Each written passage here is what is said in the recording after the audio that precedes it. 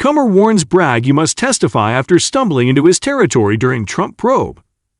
Comer says Bragg doesn't have the luxury to refuse to testify after DA's office calls request unlawful.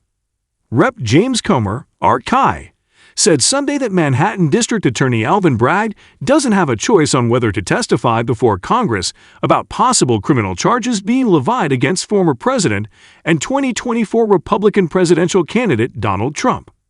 Comer, the chairman of the House Oversight Committee, told CNN's Jake Tapper that Bragg's investigation into Trump's alleged hush money payments during the 2016 presidential election are a federal matter and should be brought to the U.S. Department of Justice. "This is not a local investigation. This is a federal investigation," Comer said. "He's investigating a presidential candidate, not to mention former President of the United States, for a federal election crime. That has no business being litigated in a local district attorney's office."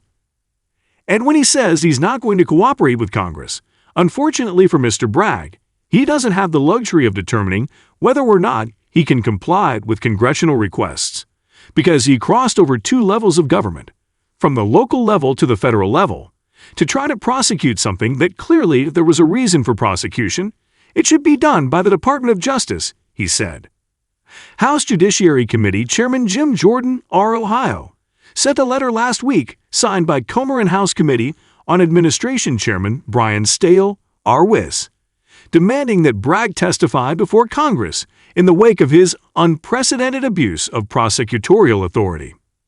The letter also demanded that Bragg turn over records and communications related to the case or the office's receipt and use of federal funds. Bragg's office said the DA would not cooperate with the request to testify, calling the lawmakers' requests an unlawful incursion into New York's sovereignty. Nonetheless, to assist Congress in understanding the ways in which the DA's office has used federal funds, we are preparing and will submit a letter describing its use of federal funds, the office responded in a letter. The Republicans fired off another letter Saturday re-upping their requests, saying Bragg's offer was insufficient. "While we appreciate your offer to submit a letter detailing the district attorney's office's use of federal funds, and we look forward to that submission, such a letter alone does not satisfy our oversight requests or preclude the committees from proceeding with them," the letter said. Comer said on CNN Saturday that it's not a sincere argument to say it's a local investigation when you're investigating a presidential candidate and the former President of the United States.